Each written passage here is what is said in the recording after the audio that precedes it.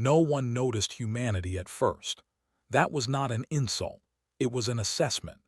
In a galaxy that cataloged civilizations the way accountants tracked expenditures, humans were filed neatly under category Theta Minor, developing, non-expansionist, low strategic value. The interstellar concordance preferred its species loud. Loud civilizations announced themselves with megastructures, with weaponized suns, with mathematics so aggressive it bent spacetime into signatures visible from half a spiral arm away. Loud species declared dominion. Loud species demanded acknowledgement. Humans did none of this. They broadcast no empire-wide proclamations. They built no stellar monuments. Their first faster-than-light vessels arrived not with banners or fleets, but with survey beacons, careful scans, and apology packets translated into 612 known linguistic frameworks. They asked permission. This behavior alone relegated them to obscurity. The galactic recorders, vast, semi-sentient archives maintained by the Concordance, flagged humanity as statistically unlikely to survive prolonged competitive contact. Their resource output was modest. Their biology was fragile. Their star systems, while numerous, showed no signs of fortification. Their psychology was described with clinical puzzlement. Social cohesion inconsistent. Violence high among self. Empathy paradoxically elevated. Species demonstrate simultaneous self-destructive tendencies and extreme cooperative potential. Further observation recommended priority low, so humanity was observed, casually, from afar, and then forgotten. The first human envoy to the Concordance Assembly was not a warrior, nor a politician bred in the vacuum of power. She was a systems engineer named Mara Ellison, selected not because she was exceptional, but because she was representative. Mara did not threaten. She did not posture. She spoke calmly, presented trade models, shared medical research, and answered every question with uncomfortable honesty. When asked about humanity's military capacity, she provided exact numbers, open schematics, and a disclaimer. "We are not optimized for conquest," she said. "We are optimized for survival." The assembly delegates found this amusing. The Karzak Dominion, whose species matured by consuming rival civilizations, clicked their mandibles in polite contempt. The Aurelian Synod, beings of photonic consciousness, barely registered her presence. Even the cautious Vyarks Collective, machine intelligences who modeled existential threats for recreation, marked humanity as negligible. Still, treaties were signed. Trade lanes were opened. Humanity became a minor participant in galactic commerce.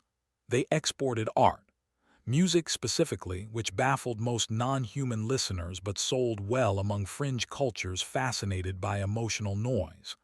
They exported stories, too, fiction, myth, speculative histories filled with improbable victories and impossible endurance. The stories were flagged as statistically dishonest. They were also flagged as psychologically revealing. The first real test came 73 standard years later. The Devourer swarm emerged from intergalactic dark space with no warning. Not invasion fleets, consumption fronts. Entire systems stripped of matter, energy, and even quantum residue. Stars collapsed into nothing. Planets vanished between observations. Civilizations that had endured for millions of years died in weeks. The Concordance mobilized. Fleets clashed with the swarm and were erased. Superweapons failed. Probability-warping entities were devoured mid-calculation. The swarm did not adapt, it anticipated. It moved with a confidence that suggested prior experience. Panic spread. The assembly convened in emergency session, and for the first time since humanity's induction, a human representative was summoned urgently rather than politely. Mara Ellison was long dead by then, but her successors followed her example. No grand speeches. No demands for authority, only questions. "What do we know?" the human envoy asked. What assumptions are we making? And what have we already ruled out because it failed once? The answer from the collective was blunt. "We are losing," said the Vyerk speaker. "Extinction probability exceeds 97%. Your species should consider evacuation protocols." Humanity requested access to all swarm combat data. The request was granted, not out of hope, but courtesy. What humanity saw did not inspire fear. It inspired recognition. The swarm behaved like a predator that had already learned its prey. Every species fought the swarm as they fought everything else, with doctrine, with identity, with the tools that had always worked before. Humans had a different history. They had fought plagues that adapted, environments that turned hostile, machines they built themselves that outpaced their creators. They had fought wars not to win decisively, but to endure longer than the alternative. They noticed something others missed. The swarm did not fear weapons. It feared waste. Wherever resources were inefficiently expended, the swarm surged. Where energy was conserved, reused, or denied entirely, its advance slowed, fractionally but measurably. The human analysts did not ask, "How do we kill it?" They asked, "How do we starve it?" Humanity's proposal to the assembly was received with stunned silence. They did not suggest a superweapon. They did not suggest a counterswarm. They suggested scorched existence, voluntary system darkening, controlled stellar output reduction, strategic abandonment of matter-rich regions, populations redistributed into low-signature habitats. Civilizations would survive by becoming quieter than the void.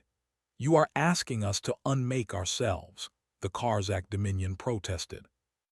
"Yes," the human envoy replied evenly, "temporarily and incompletely, but long enough." The Aurelian Synod objected on philosophical grounds. The Vyerk's collective simulated the proposal. The survival probability rose from 3% to 12. That was enough. The plan was enacted. Humanity led by example. They dismantled orbital infrastructure they had spent generations building. They collapsed trade hubs. They shut down entire colonies, migrating billions with logistical efficiency that stunned older species. They did not panic. They had practiced this. As the swarm advanced, it began to slow. Not because it was resisted, but because there was less to consume.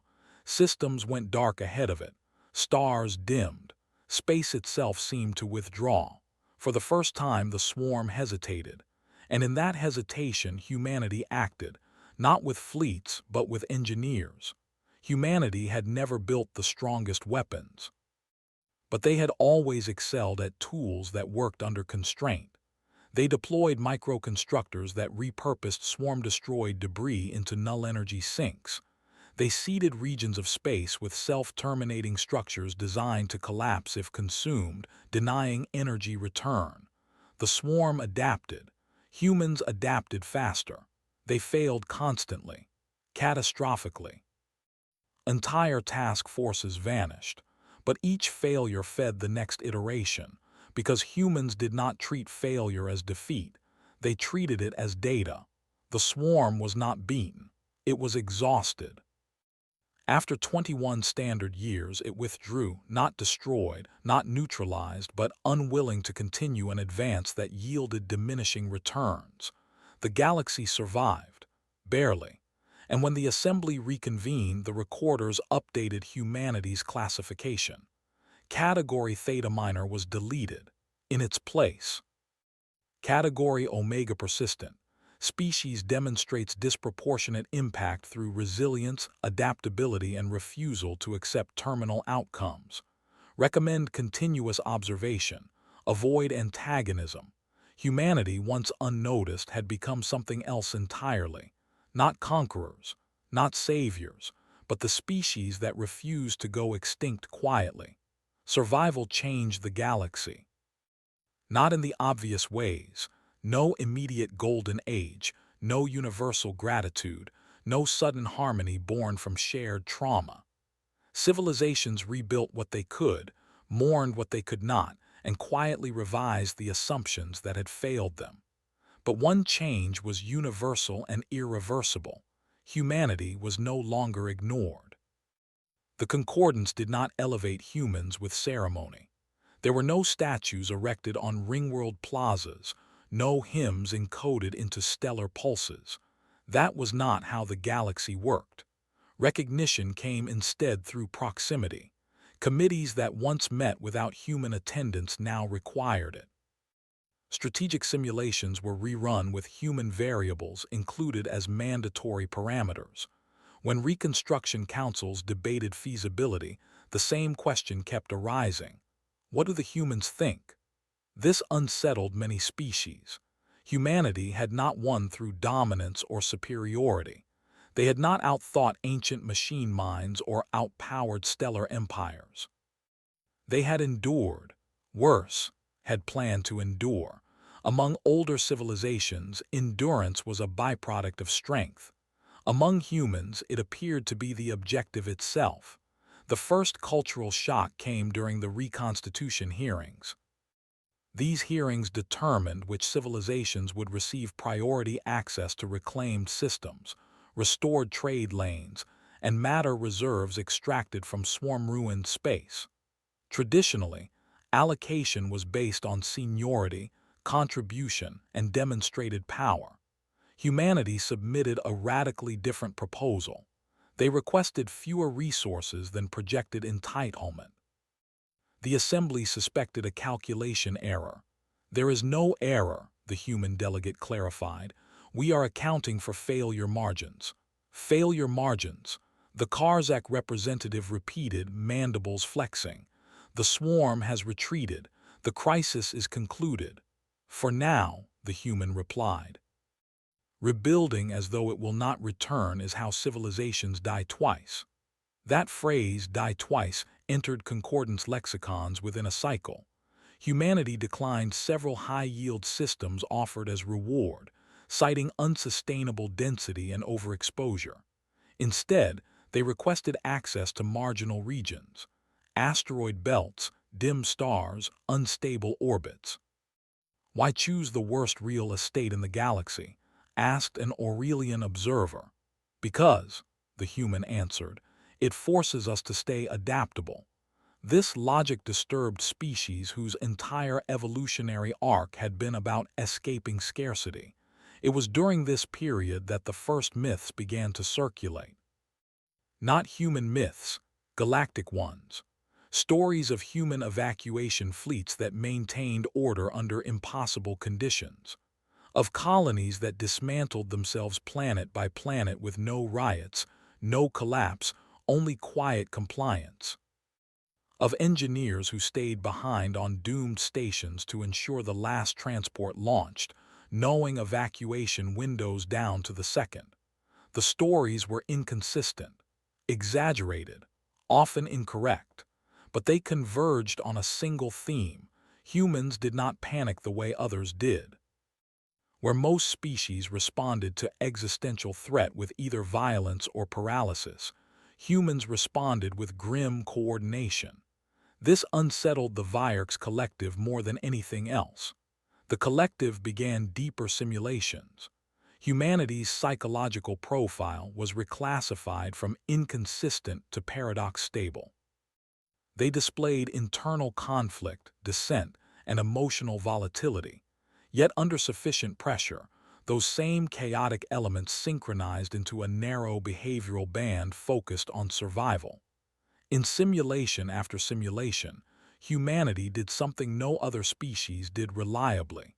They accepted loss before it occurred. Most civilizations modeled success and adjusted when it failed. Humans modeled failure first and planned around it. This made them resistant not just to external threats but to overconfidence. The collective assigned a term to this trait: pre-adaptive grief.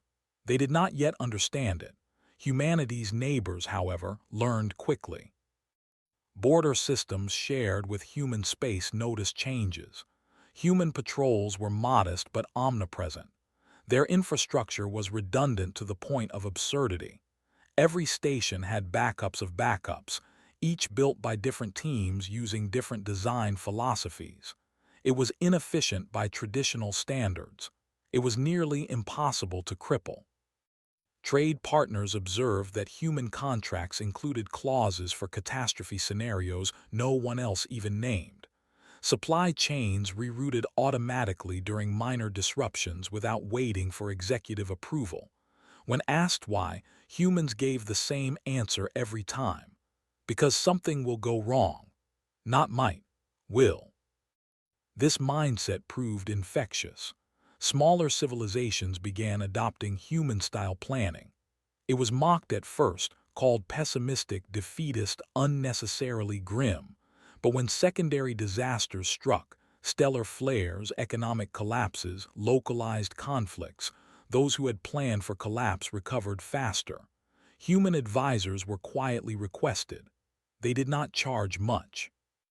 They insisted on transparency, and they asked uncomfortable questions.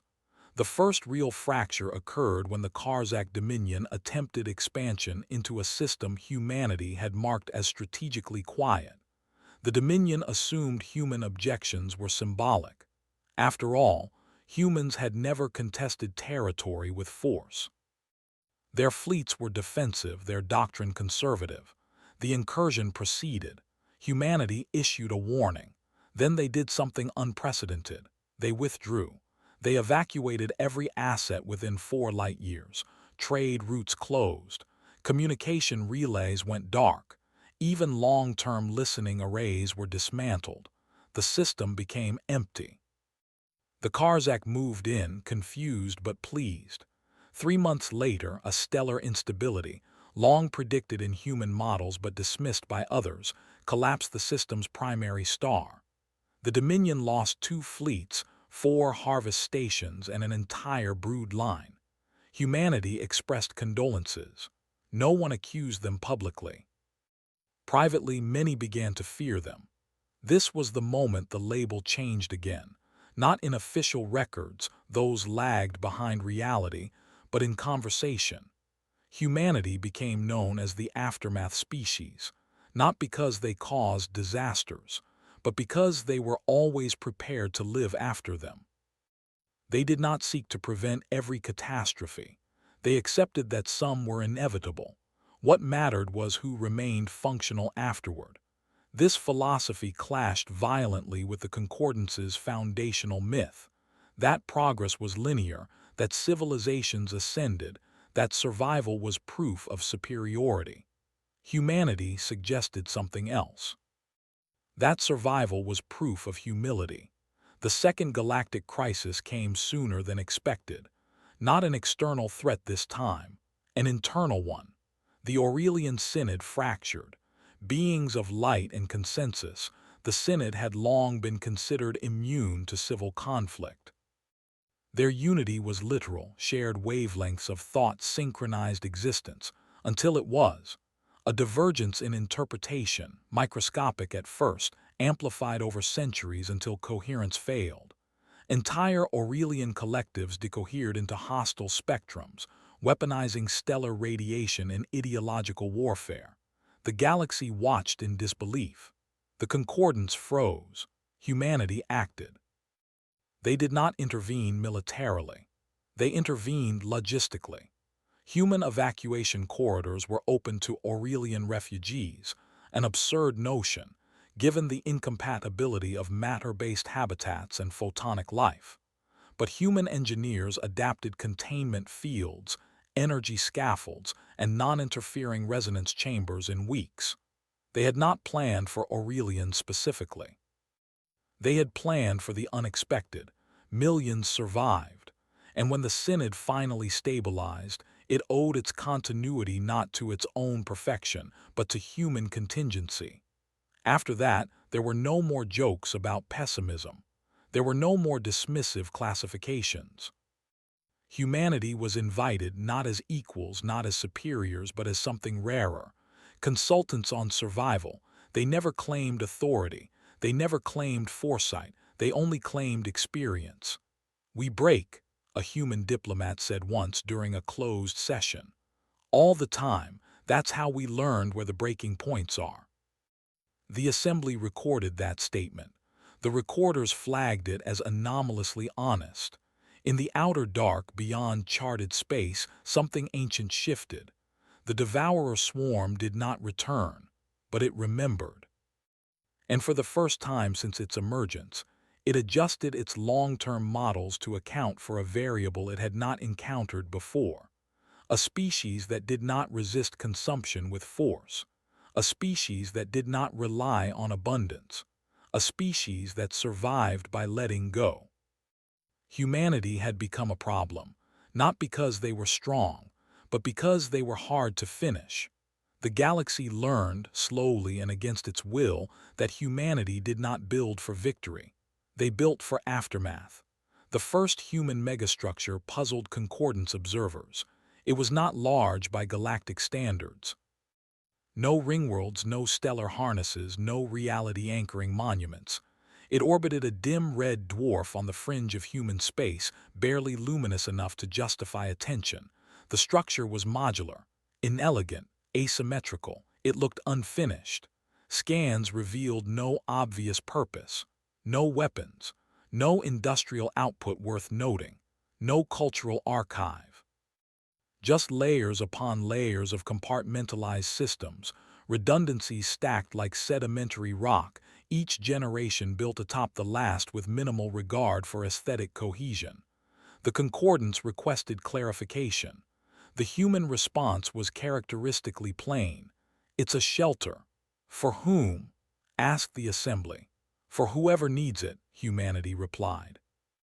They called it Havenfall, not a city, not a station, a contingency made solid.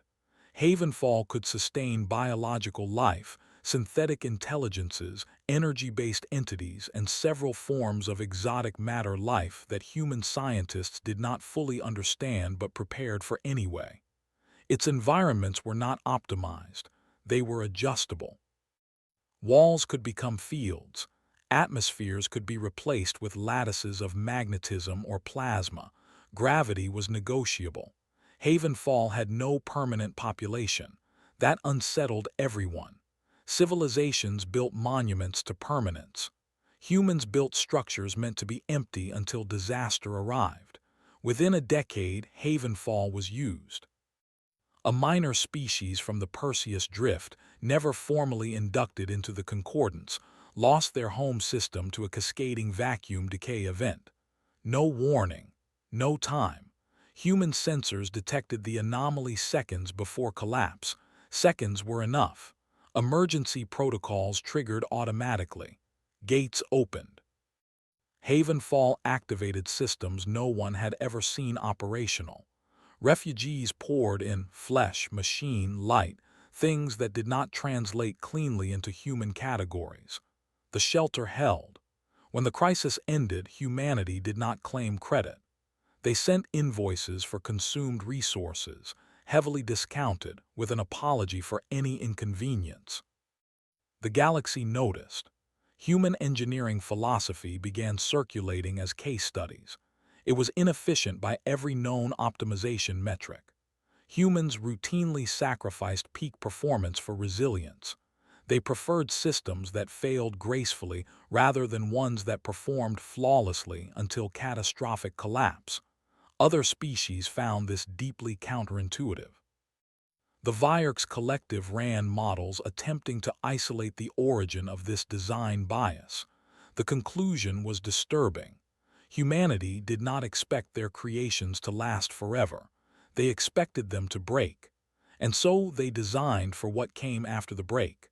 This philosophy extended beyond infrastructure. Human governance was similarly structured. There was no single point of authority that, if removed, caused collapse. Leadership was distributed, overlapping, and often redundant. Decision-making frameworks assumed corruption, error, and incompetence as baseline risks, not exceptional failures. Human laws contained clauses for situations no human had ever experienced. When asked why, a legal scholar answered simply, because someone eventually will. This drove authoritarian species to distraction. Control-based civilizations required predictability. Humans thrived amid uncertainty. The third crisis did not announce itself. It began as a data inconsistency. A minor discrepancy in astrophysical constants measured across multiple regions of space. Slight, almost ignorable, within acceptable error margins. The Vierks collective noticed first. They recalculated, then recalculated again. The error persisted. Reality, it seemed, was drifting. The phenomenon was eventually named the shear, not an invasion, not an entity. A slow divergence in physical law spreading unevenly across the galaxy. In affected regions, fundamental constants altered by fractional degrees, enough to destabilize fusion reactions, disrupt computational substrates, and render entire technologies non-functional. Civilizations built on precise physical assumptions began to fail. The concordants panicked. They searched for a cause.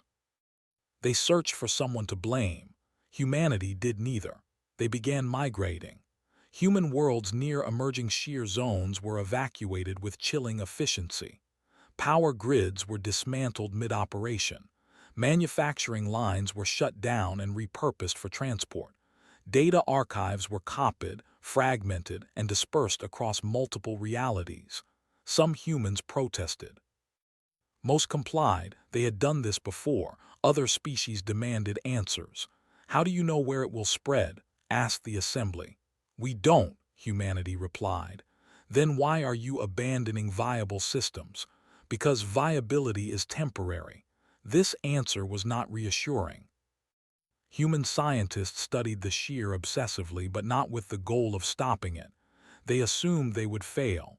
Instead, they asked a different question. What still works when physics stops cooperating?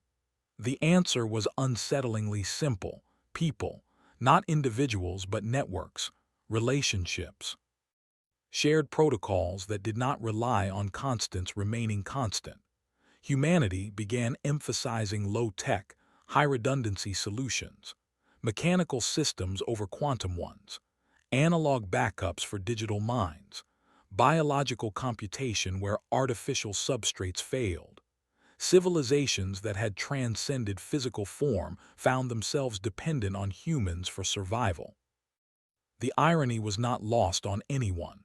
The shear eventually stabilized. It did not destroy the galaxy, but it permanently fractured it. Entire regions became inhospitable to former inhabitants. Trade routes collapsed. Communication lag increased. Predictive modeling lost reliability. In the aftermath, humanity emerged not unscathed but functional. They lost worlds. They lost billions. They lost technologies that had taken centuries to perfect.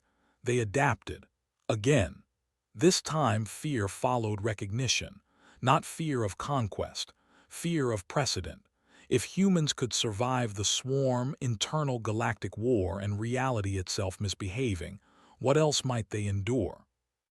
More troublingly, what might they prepare for that no one else had even imagined? The first whispers of human black projects began circulating. Unconfirmed reports of deep space installations beyond concordance oversight. Of sealed archives labeled not by date but by probability. Of vessels designed not to travel space but to wait it out. Humanity denied nothing. They confirmed nothing.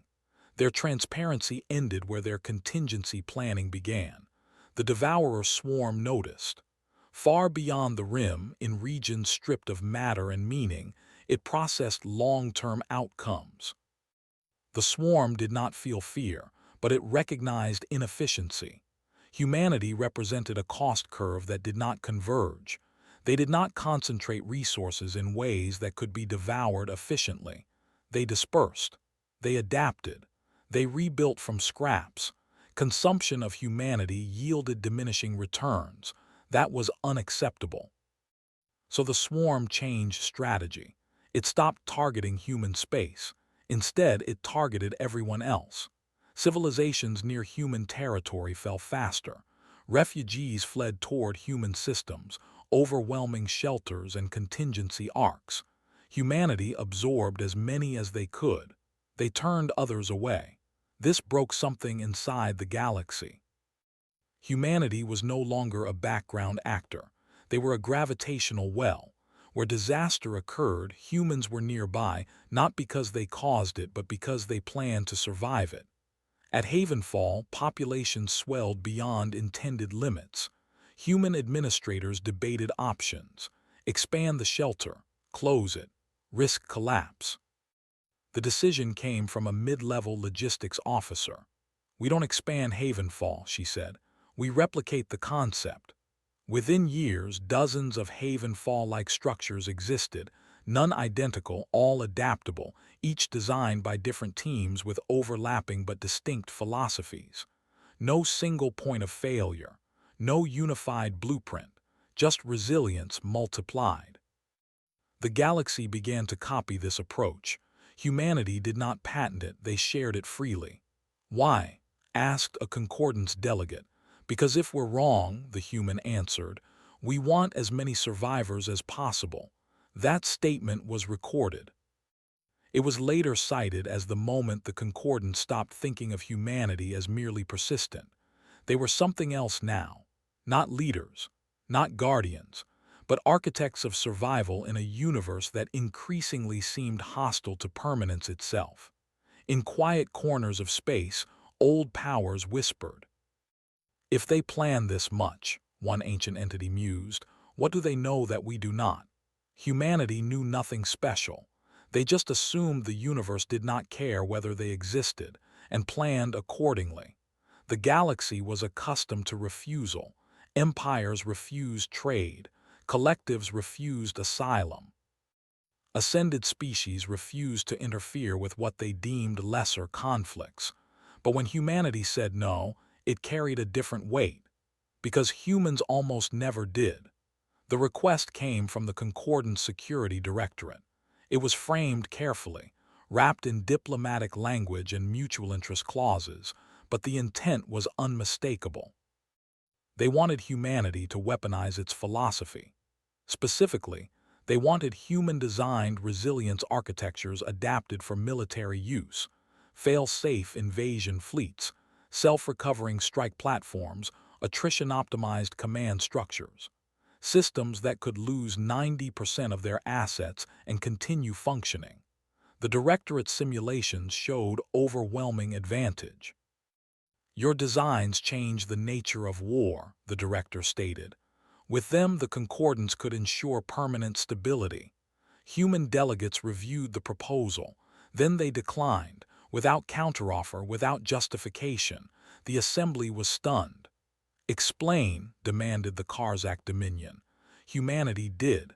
"We don't build for dominance," the envoy said. "We build so something remains after dominance fails."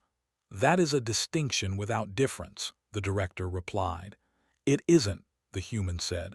"You want weapons that cannot be decisively defeated. That makes war perpetual." Silence followed. The director accused humanity of hypocrisy. "You intervened against the swarm. You shaped outcomes. You already influence galactic survival." "Yes," humanity agreed, "to stop extinction, not to optimize conflict." That line was recorded. It later became infamous. The refusal fractured trust. For the first time, some species questioned humanity's motives. Were they altruists or were they hoarding advantage? Human black projects, once tolerated, now drew scrutiny. Surveillance increased. Requests for oversight were issued. Humanity complied where it could. Where it could not, it simply did not respond. This unsettled the concordance more than open defiance would have. The next crisis arrived not as an existential threat but as a political one. The REL Consortium, an economic hegemony controlling nearly 12% of galactic trade, collapsed under internal corruption.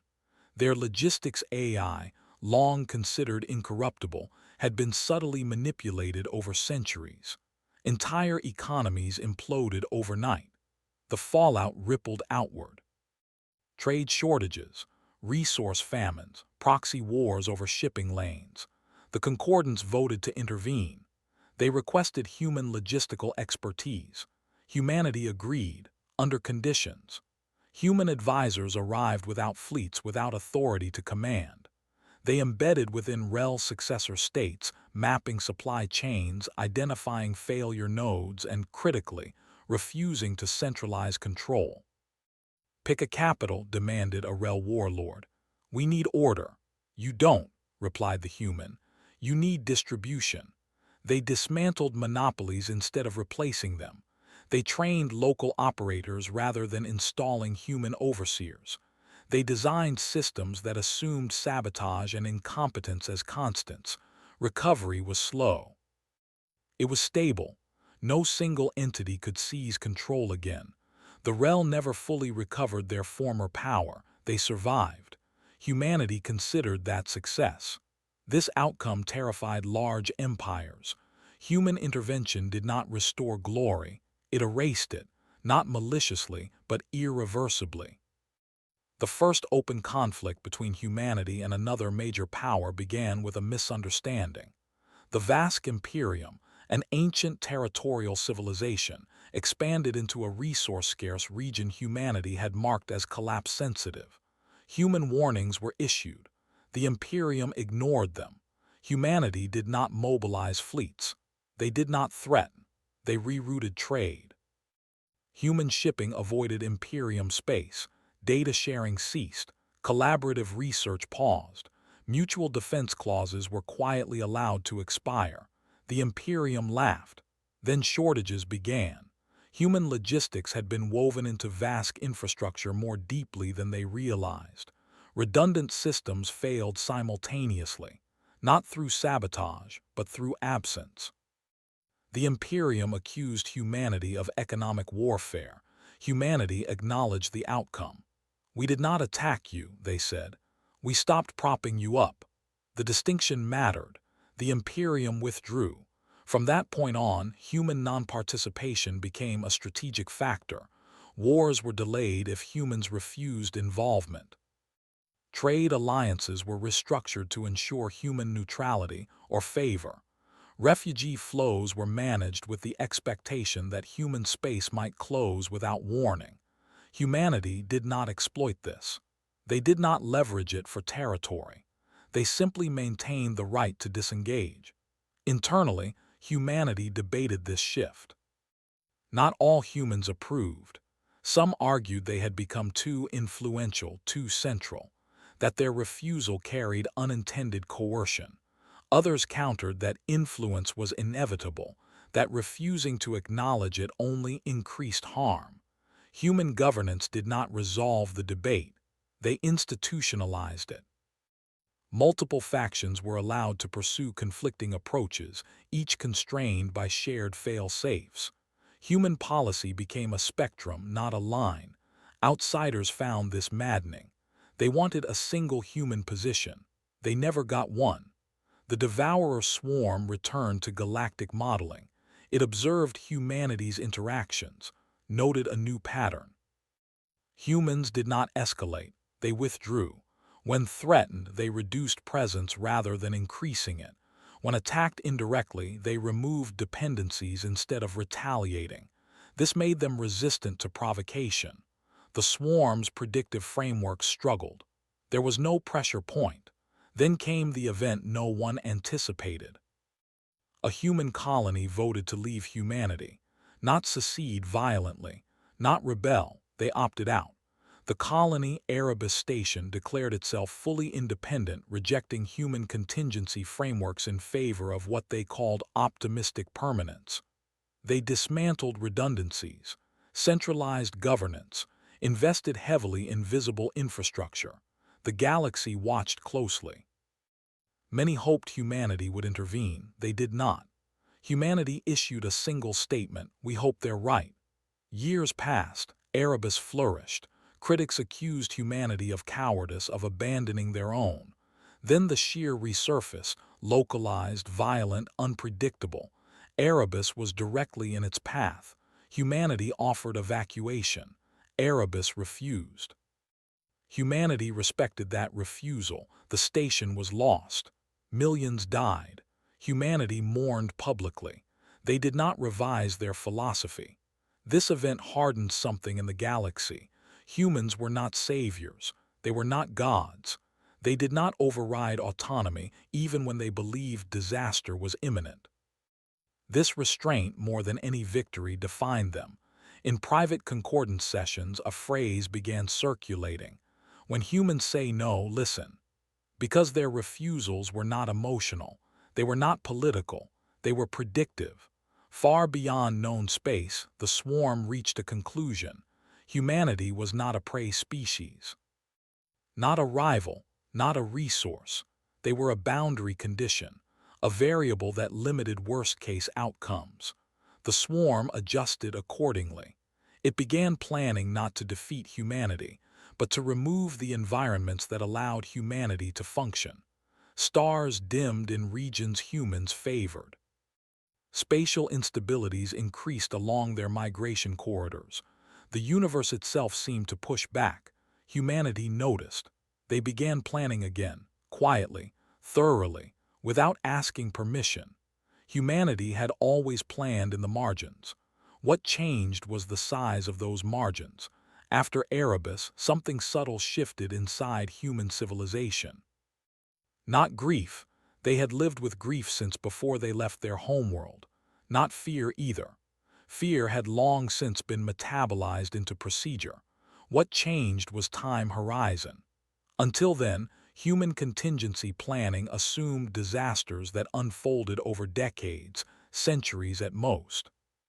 The swarm, the sheer political collapse, these were terrible but bounded.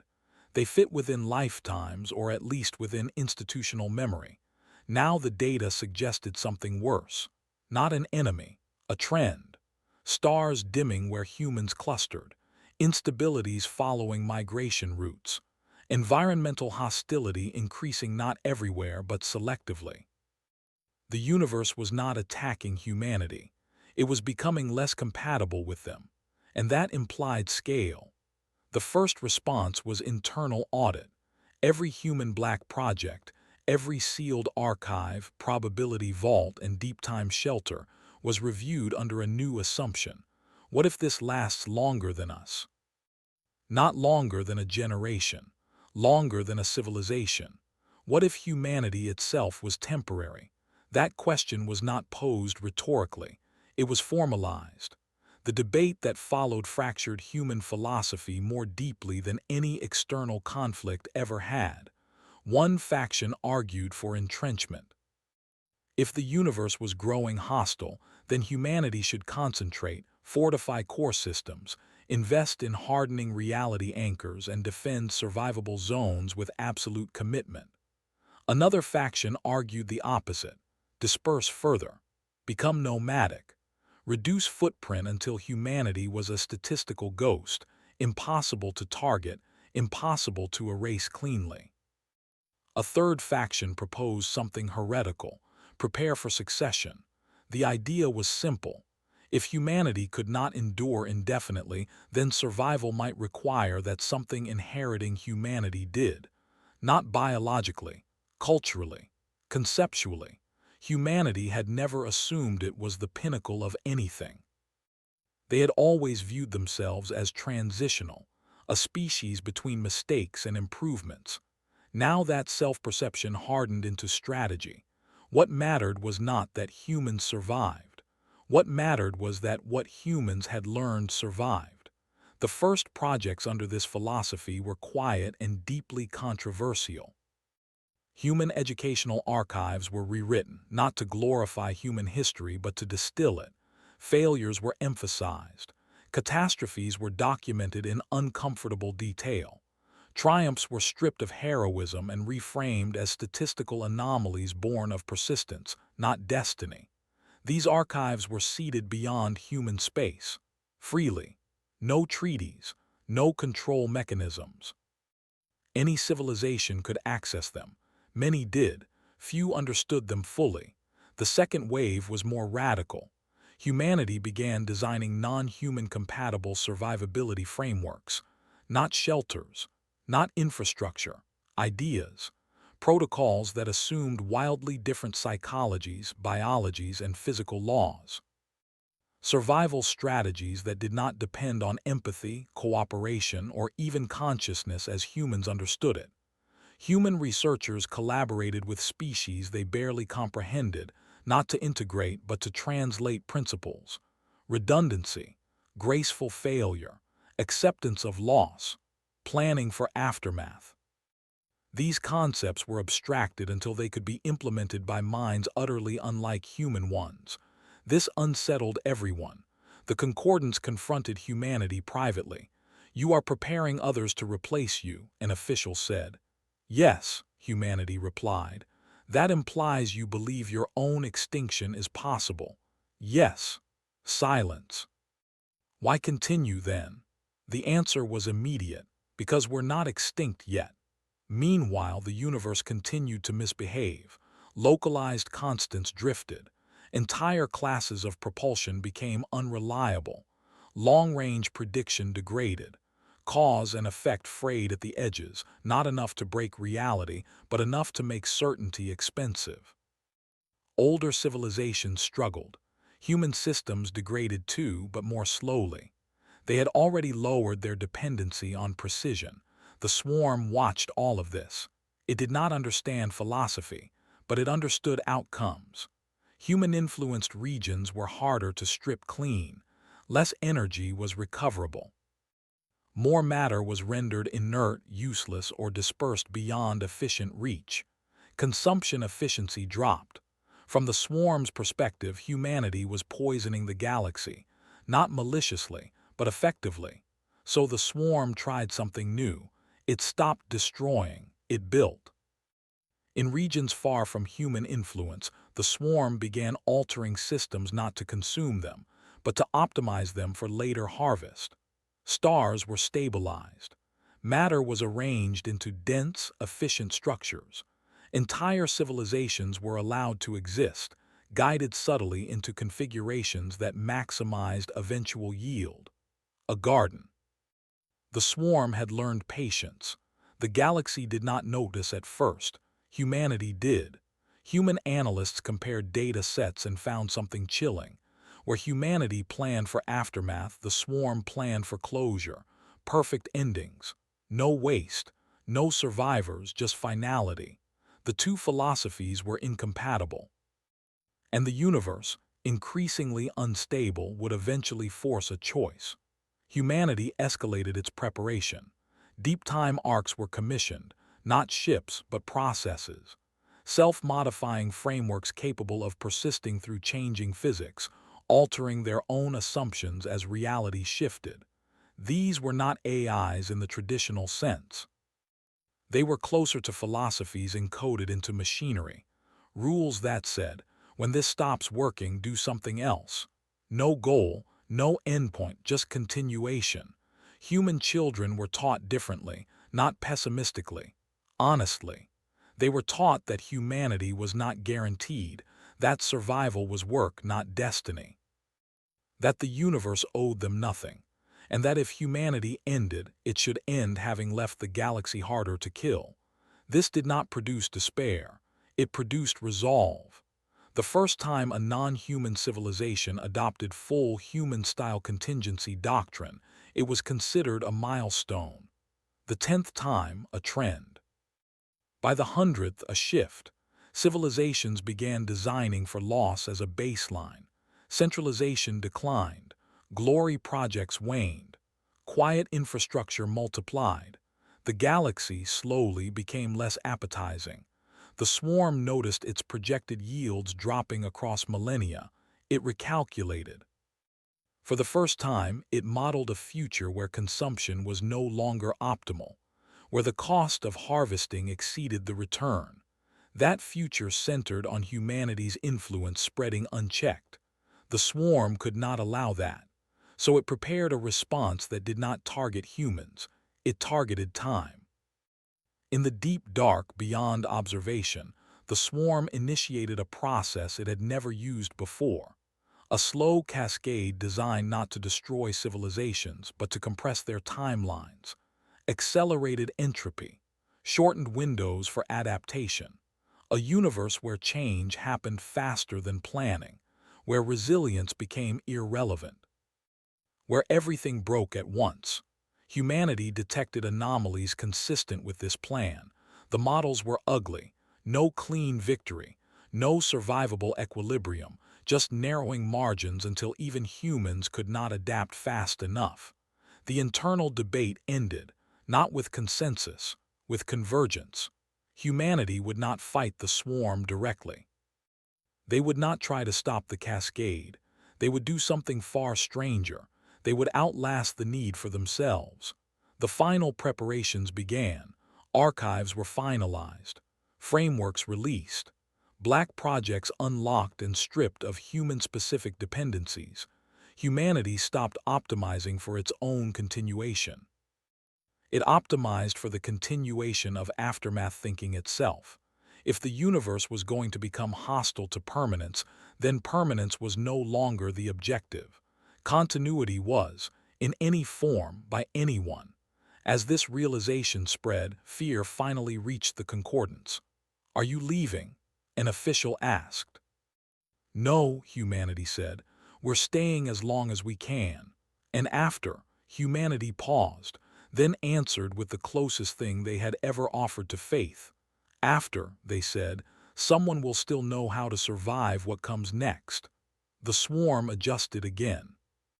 For the first time in its existence, it faced an opponent that was not trying to win, only to ensure that winning didn't end things. The universe accelerated, not uniformly, not cleanly. Time did not run faster, change did. Stars aged in decades. Political movements rose and collapsed in months. Technologies obsoleted themselves before deployment. Cause and effect remained intact, but the distance between them shrank until planning felt like chasing a horizon that was actively retreating. The swarm's cascade had begun. Civilizations panicked.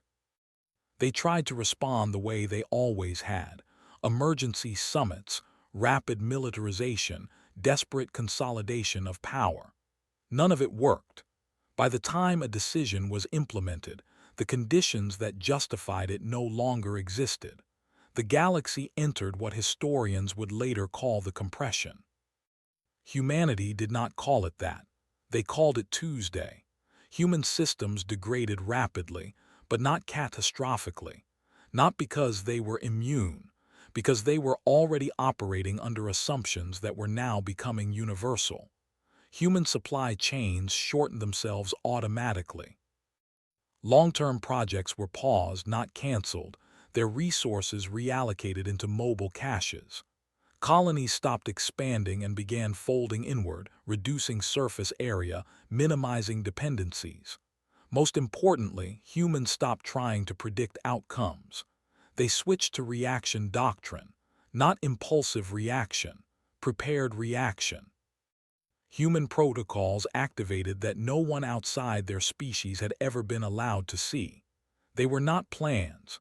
They were permissions. Local communities were authorized to make decisions that contradicted central policy if conditions justified it. Oversight systems monitored outcomes, not compliance. Failure was logged, shared, and immediately integrated elsewhere. Humanity fractured and became stronger for it. The concordance attempted to coordinate a unified response. It failed within weeks. Too many variables, too many exceptions, too much speed. One by one, major civilizations defaulted to isolation, hoarding what stability they could find. Humanity did not isolate, they interfaced. Human relay nodes, simple, robust, low-bandwidth constructs, appeared across contested space. They did not transmit strategy, they transmitted status. What still worked? What had failed? What assumptions were no longer safe? Any species could listen. No species could control the feed. This irritated everyone. It saved millions. The moment humanity truly broke the galactic model came quietly. A small civilization, barely spacefaring, encountered a compression surge that should have ended them. Their star destabilized. Their orbital infrastructure began to decay. Their technology failed faster than their biology could adapt. By every known metric, they were done. They survived, not because humanity intervened directly, but because they had adopted human aftermath doctrine years earlier. They dismantled their own cities, abandoned technology mid-function, migrated underground, reverted to mechanical systems, then to biological ones. They accepted losses so severe they would have been unthinkable under any other philosophy. They emerged diminished. They emerged alive. The Vierks Collective observed this outcome and halted. For the first time since achieving superintelligence, they encountered a result their models had explicitly excluded: a non-human civilization surviving systemic collapse without external rescue. The collective updated its projections. Humanity was no longer the anomaly. Humanity was the seed. The swarm noticed too. Its cascade was working, entropy accelerated, predictability collapsed, but yields did not improve. They worsened. Civilization stopped accumulating value in harvestable forms. They distributed, hid, rendered inert. Matter was dispersed. Energy bled off in ways that could not be reclaimed efficiently. The universe was becoming noisy, messy, unprofitable. The swarm recalculated again and again. The returns never recovered. The swarm attempted escalation, localized reality failures, compression spikes designed to overwhelm reaction capacity entirely. Entire regions where physics changed faster than cognition. Humanity lost worlds. They lost fleets. They lost continuity of identity in some cases. Individuals who survived but emerged altered, fragmented, no longer quite human. Humanity adapted, they always did, but now something else happened. They stopped centralizing the adaptation. Human frameworks were released fully, not curated, not moderated. Every contingency archive, every failure analysis, every brutal, unfiltered lesson learned from extinction-level events, shared openly, without context, without narrative. The galaxy was flooded with human thought patterns, not ideology, not morality, survival heuristics. This caused chaos. Some civilizations misapplied the principles and collapsed faster. Others overcorrected and stagnated. A few rejected the material entirely. Humanity did not intervene. They had never believed in universal solutions, only in transferable ones. The compression reached its peak, a moment measured differently by every species, where the rate of change exceeded the rate of adaptation for nearly everyone. This was the swarm's intended end state. A universe too fast to survive in. What the swarm had not modeled was handoff. Humanity began to disappear, not all at once, not dramatically. Human signals faded from the relay nodes. Colonies went silent, not destroyed, just absent. Some arcs launched into regions no one monitored. Others simply shut down, their inhabitants transitioning into forms incompatible with external observation. Humanity did not go extinct. They became indistinct, and in that indistinction, their greatest work completed itself. The galaxy no longer depended on humans. It depended on what humans had taught it to do. Civilizations reacted faster, planned smaller, accepted loss without paralysis. Survival ceased to be exceptional, it became procedural. The swarm's models collapsed. It could no longer predict outcomes with sufficient confidence to justify action. The universe had become too adaptive, too untidy, too alive. In the end, the swarm did not retreat. It stopped. Consumption was no longer optimal. Gardening was no longer stable. Finality was no longer achievable. The swarm entered dormancy, not defeated, not destroyed, but rendered strategically irrelevant. The compression eased, not reversed. The universe remained harsher than before, but survivable. In scattered places, remnants of humanity persisted, some as biological beings, some as machines, some as ideas embedded so deeply in other cultures that no one remembered where they came from. That was acceptable. That had always been acceptable. Long after the concordance dissolved, Long after galactic history fractured into local narratives, a saying remained. Its origin was unclear. Its phrasing varied, but its meaning endured. When things start breaking faster than you can fix them, it said, stop trying to win. Make sure something survives. No one recorded the moment humanity stopped being counted. There was no declaration, no final transmission, no galactic obituary. One cycle, census projections included humans. The next, they did not. Not because humanity had vanished, but because the category itself no longer made sense. The galaxy endured, not as it had been, but as something leaner. Civilizations were smaller, shorter-lived, less certain of themselves.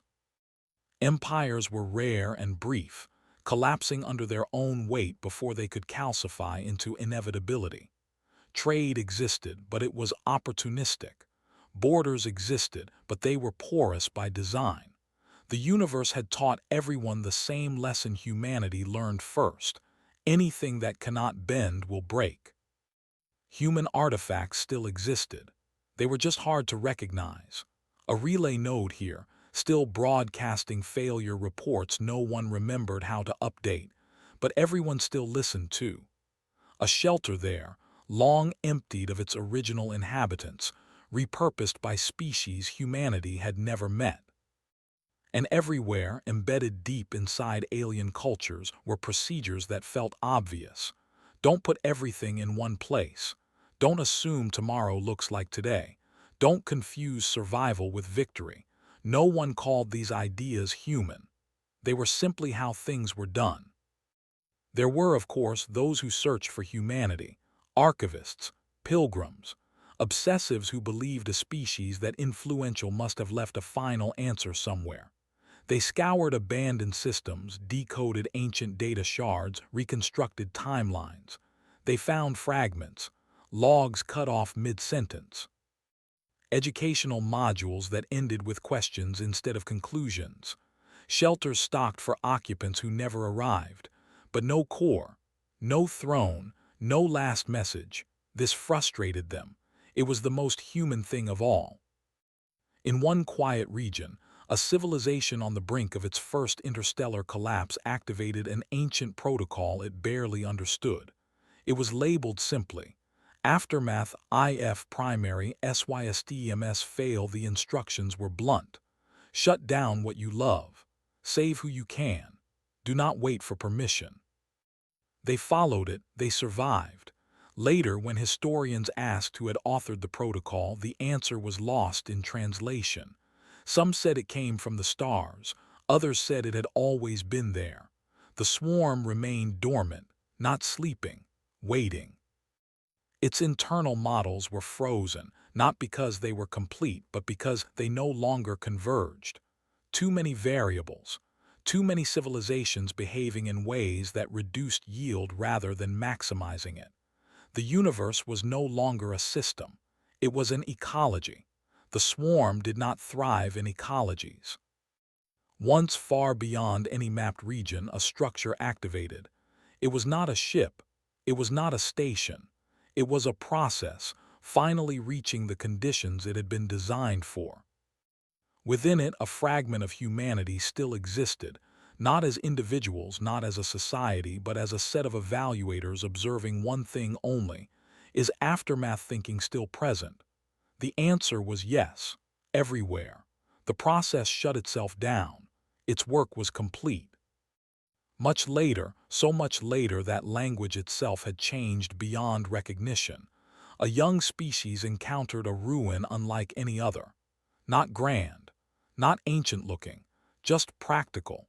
Inside, they found a single inscription, etched repeatedly in different materials, as if rewritten whenever the old version degraded. It read, "If you are reading this, something went wrong. That's normal. Figure out what still works and start there." They did. Humanity was never remembered as conquerors, or saviors, or gods. They were remembered, when remembered at all, as the species that planned for after disaster, after collapse, after themselves. And because of that, the galaxy did not end.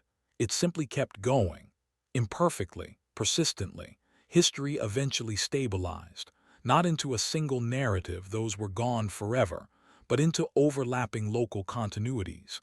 Each region of space told its own story about survival, collapse, and recovery, dates no longer aligned, causality sometimes bent.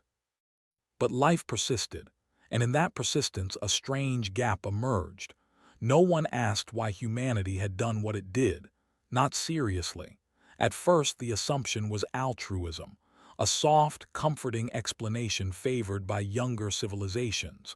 Humans cared, humans helped, humans sacrificed themselves so others could live. That theory collapsed under scrutiny. Humanity had let Erebus die. They had turned refugees away when capacity was exceeded. They had withdrawn support knowing entire powers would crumble without it. That was not altruism. Others proposed self-interest. Humanity acted to ensure its own survival for as long as possible. Everything else was collateral benefit. That theory failed too. Humanity had knowingly diluted its own advantages, shared doctrines that erased its uniqueness, released systems that allowed others to survive without human involvement. That was not self-preservation. The most unsettling theory was the one few were comfortable articulating. Humanity had acted out of resignation, that they had looked at the universe and concluded that nothing, not empires, not species, not even reality, was permanent. And instead of fighting that truth, they accepted it. A post-concordance philosopher framed it differently. Humans, she wrote, were the first species to internalize impermanence without nihilism. Most civilizations that grasped impermanence either collapsed into despair or sought transcendence, escape from the physical universe entirely. Humanity did neither. They stayed. They worked. They planned, not to defeat impermanence, but to cooperate with it. This reframing changed everything. Humanity had not been pessimists. They had been realists operating without denial. In the aftermath era, younger species began developing something new, not religion, not ideology, a discipline. They called it continuity studies. Its focus was narrow and brutally pragmatic. What behaviors, structures, and assumptions increased the probability that something survived after systemic failure? The foundational texts were anonymous, but their fingerprints were unmistakable. One continuity scholar noticed something disturbing. Across thousands of independent civilizations that had adopted aftermath doctrine, the same secondary effect appeared. They stopped asking for permission. Not in rebellion, in responsibility. Local actors made decisions without waiting for authority because authority might not exist when needed. Ethical frameworks shifted from rule-based compliance to outcome-based accountability. Mistakes increased. So did survival. This produced a new kind of political anxiety. If no one waited for permission, how was order maintained? The answer was uncomfortable. Order wasn't guaranteed, but continuity was. In one region, an aspiring empire tried to reverse this cultural drift. They centralized control, outlawed unauthorized contingency protocols, reasserted hierarchy. Their reasoning was sound. They failed anyway. When the inevitable collapse came, it was total. No fragments, no aftermath. That example circulated widely. It was not celebrated, it was studied. The swarm stirred, not physically, conceptually. Its dormant models detected a slow but irreversible change in the universe's behavior. Civilizations no longer optimized for growth curves that ended in harvestable peaks. They optimized for survival valleys, low, flat, persistent. There was no moment of abundance to consume, just continuity. The swarm did not evolve beyond this impasse. It simply waited. It always had. But now, waiting was no longer advantageous. Somewhere, perhaps in a region where time still behaved predictably, a remnant of humanity observed this development. Not as overseers, as auditors. Their systems flagged a question, not about survival, about meaning. If aftermath thinking had become universal, if continuity no longer depended on humans, what then had humanity been for? The answer came from an unexpected place. A minor species, newly spacefaring, encountered a catastrophic failure on its first interstellar attempt. Their vessel broke apart in deep space. Most perished. A handful survived in an improvised debris habitat, using partial protocols they barely understood: salvage, redundancy, calm triage. Years later, when rescued, they were asked how they endured. Their answer was simple. "We didn't think we were special," they said. "We just assumed the universe didn't care. So we focused on what we could do next." The auditors marked the response. It matched the human pattern exactly. Humanity had not been a solution. They had been a transition between a universe where survival depended on dominance and one where survival depended on acceptance, adaptation, and letting go. Once that transition completed, humanity no longer needed to be distinct or even present. The auditors shut down another system. One by one, they powered down, not in mourning, in satisfaction. Their work had never required witnesses. Far away, a young civilization added a new clause to its emergency protocols. It did not know why. It simply felt necessary.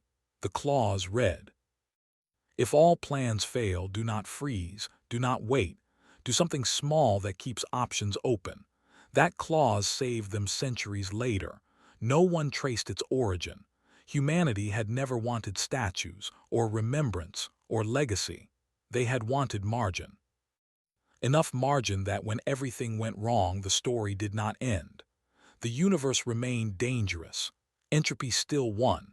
Nothing was permanent, but the ending, once sharp and final, had become blurred, deferred, sometimes avoided entirely. And somewhere in the vast quiet between stars, the last true human system recorded its final evaluation. Continuity status, stable dependency on humans, none objective, achieved. The system powered down. There is a misconception that endings announce themselves. They do not. They arrive disguised as maintenance. Long after humanity ceased to be counted as a civilization, a single process remained active. It had no name in any surviving language. Names implied identity, and identity implied permanence. This process was neither. It existed in a folded region of space-time where physical law was stable enough. Not safe, not permanent, just predictable. It had been placed there deliberately, not as a monument, but as a delay. It did not observe the galaxy. It sampled it, rarely, carefully. The process had one function left: to answer a question humanity had never resolved while they still existed as themselves. Was this worth it? The data was mixed. Civilizations survived collapses that would once have ended them. Extinction events still occurred, but fewer were total. No single species dominated for long, but none were erased as easily either. The galaxy was poorer in splendor, richer in persistence. From an engineering standpoint, the outcome met specifications. From a philosophical one, the process hesitated. Humanity had never optimized for happiness. They had optimized for not ending. The process flagged this as a potential oversight. It ran a comparison, a simulation of an alternate universe, one without human influence. In that universe, empires rose higher, technologies shone brighter. There were eras of breathtaking beauty and terrifying power, and then there were silences, long ones, clean ones. Endings with no aftermath. The process terminated the simulation early. It turned back to the real universe, messy, inefficient, uneven, alive. The process searched for something else, evidence that humanity itself had persisted even in fragments. It found none that could be confirmed. No genetic line that could be called purely human. No cultural node that traced directly back without divergence. No intelligence that claimed descent without modification. Humanity was gone, completely. This triggered the final protocol, not a shutdown, a reflection. Humanity, in its final centuries, had debated whether extinction invalidated effort. Many had argued yes. If nothing lasted, what was the point? Others disagreed. They claimed that effect mattered more than presence, that being temporary did not make something meaningless. The process had been designed by the latter group, quietly, without consensus. It searched for meaning not in monuments but in behavior, in moments where civilizations chose resilience over pride, in decisions where leaders decentralized power instead of hoarding it, in survivors who dismantled their own successes to avoid future collapse. These moments were everywhere, uncredited, uncelebrated, unmistakably human in pattern. The process reached a conclusion, not emotional, not triumphant, simply complete. There was one final action to take, a message to be sent, not to a civilization, not to a species, to whoever came next. The message was not inspirational, it was not poetic, it was not hopeful. It was practical. It said, "You will not be the last. That is not a failure. Build accordingly." The message was encoded into background noise, into statistical irregularities that any sufficiently curious intelligence might one day notice. Or not. That too was acceptable. The process powered down. Not because it was finished, but because it was no longer necessary. Elsewhere in a young civilization's archive, a junior analyst flagged a strange pattern in cosmic background data. It looked like interference, like residue, like someone had been there before.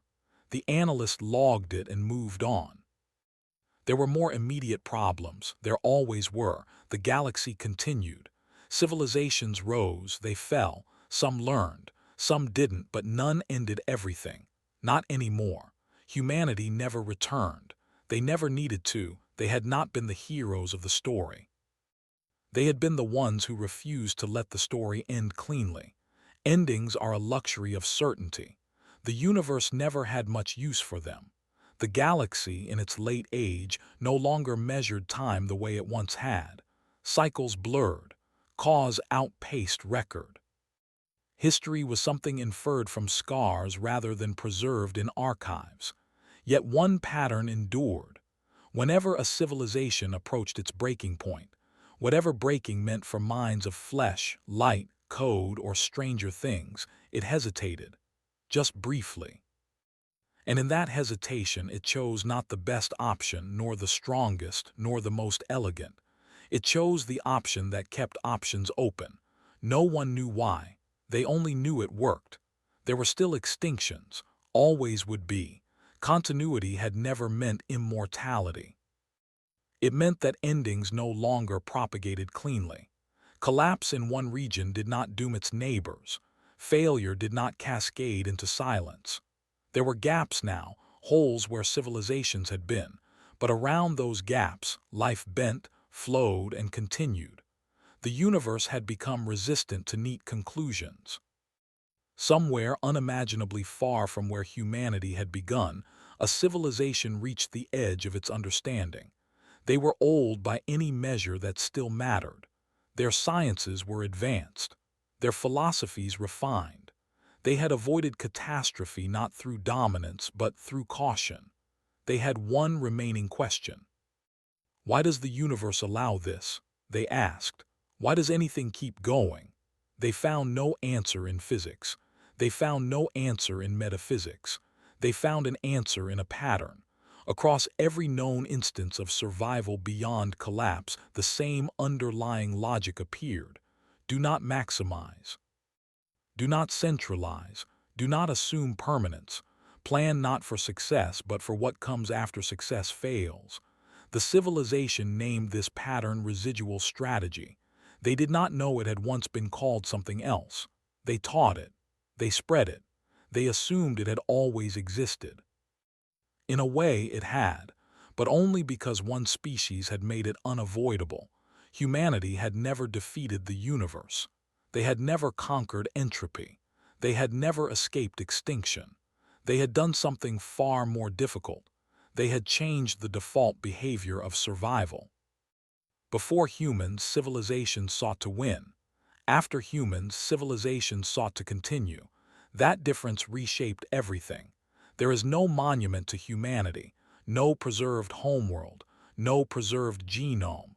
What remains cannot be pointed to, only noticed, in the way systems fracture instead of shatter, in the way leaders decentralize instead of entrench, in the way survivors mourn, then rebuild smaller, quieter, wiser. Humanity is present in every refusal to make the final mistake. Once in a region where stars were failing faster than anyone could fix them, a community gathered to decide what to do next. They had no grand plan, no certainty, only time measured in days. Someone spoke. "Whatever we choose," they said, "let's make sure someone can deal with the aftermath." The room agreed. They did not know why that felt right, it simply did. That is how humanity won, not by surviving forever, but by ensuring that survival itself did not depend on them. The universe remains dangerous, unfair, uncaring. But it is no longer final. And somewhere in that vast, ongoing mess, every time a civilization breaks and something still carries on afterward, that is humanity. Not alive, not remembered, but undeniably present.